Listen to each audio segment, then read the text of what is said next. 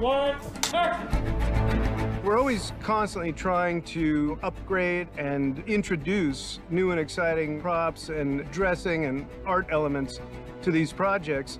It's incredibly precise process. Every costume has many pieces. Most of the people are just, oh yeah, in a unitard, it's so much more than that. Camera set, ready, and action! We put zippers in a slightly easier position. So yeah, we made it a little bit more comfortable and easier to take off. And it was very funny when they were like talking to each other. Each of them was jealous of the other ones.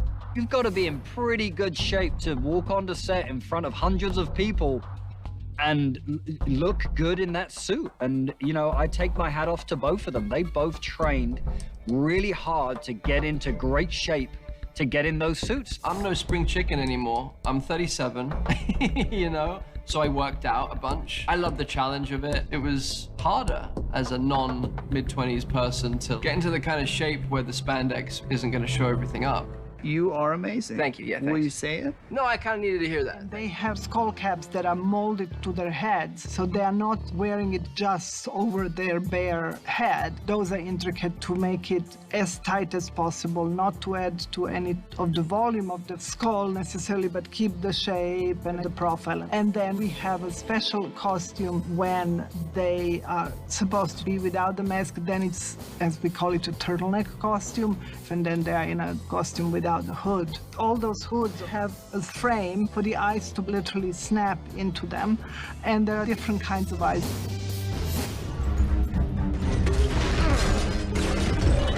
With Dr. Octopus, I wanted to update that costume to look more tailored, more tough, but without changing drastically design. I wanted him to be a little kind of more superhero-ish in a sort of modern Marvel, Sony sense of the word. So we changed the cut, but we also drastically changed the fabric. We adjusted a little bit of the color. His belt girdle, completely practical. It was made out of quite light material and then painted to look like a medal, and he was always wearing that. Hello, Peter. And then the back with his arms, we simply made the holes on the costume that look like the arms burst out. And in those circles, we just covered it with a blue screen. Because the tentacles aren't actually attached to me, it's given me a bit more freedom physically.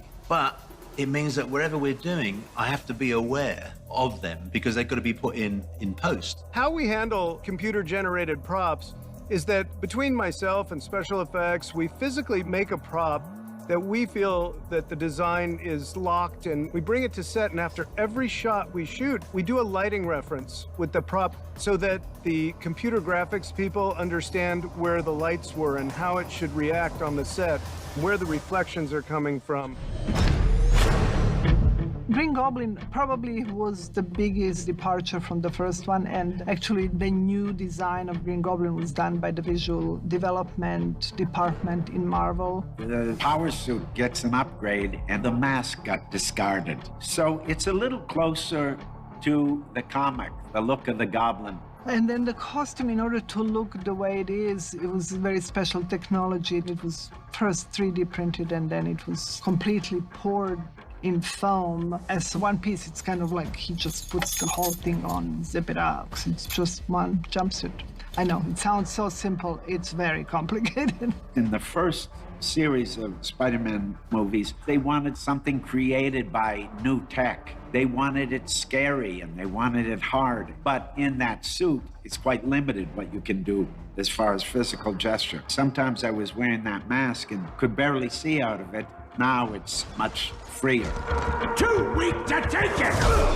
The glider that Green Goblin has and pumpkin bombs get reintroduced back into this because we wanted it to be as if time stood still. We were picking up from where we left off. Now, is there technology that we're introducing that wasn't in before? Of course there is. So you might see a weapon come off of Goblin's arm that he uses now in this film that he never had before, but it was part of his old technology. How you like the new?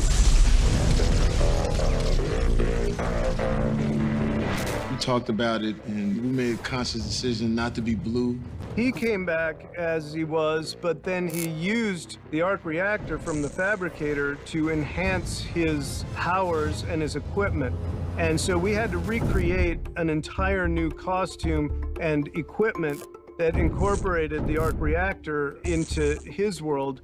And that's where he gets his powers from. We changed him completely. And it was a very interesting way they changed him, because he goes from being a pure electricity to something that's a combination of the normal uniform that he actually borrowed from some worker at a power station. And then he sort of MacGyver the parts on it in a very, very complicated and cool way. This has a little more like realness, like street to it. So I think the conscious decision to come back and have this look really works for the character, and you feel it.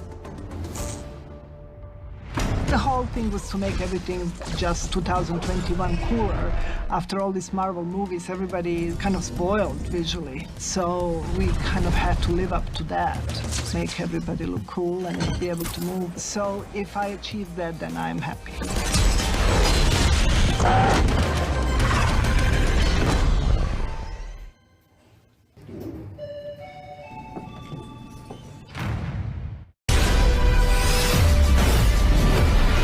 I don't want to brag, but I will. I was in the Avengers. What is that? Is that a band? Are you in a band?